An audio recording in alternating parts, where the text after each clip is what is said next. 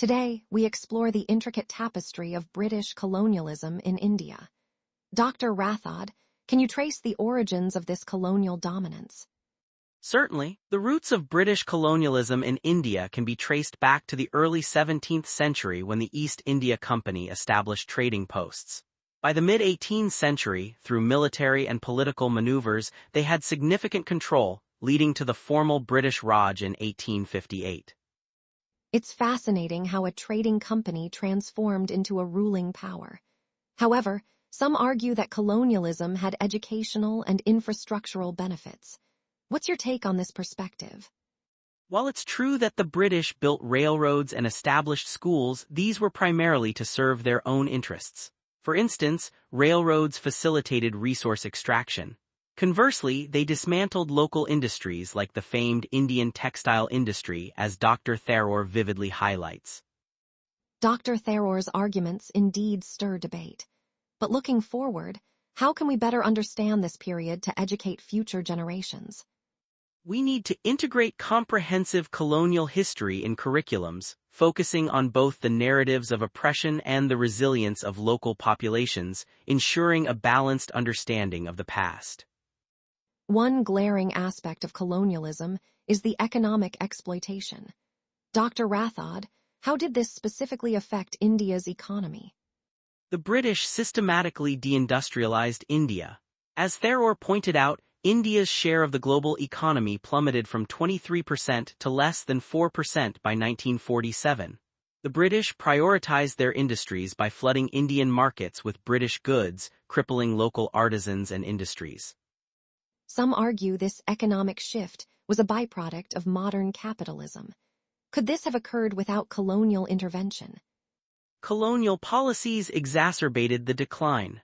The forced cultivation of cash crops like indigo and opium depleted resources and destabilized local economies.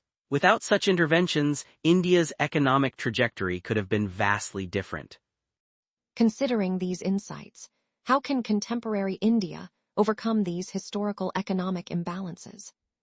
India can focus on self-reliance and innovation as seen in initiatives like Make in India, which aim to revitalize manufacturing and local industries, fostering sustainable economic growth. Beyond economics, colonialism left deep cultural and social scars. How did British rule alter India's social fabric, Dr. Rathod? The British implemented a divide-and-rule policy exacerbating religious and caste divisions. They also imposed Western education and values, often undermining indigenous cultures and traditions.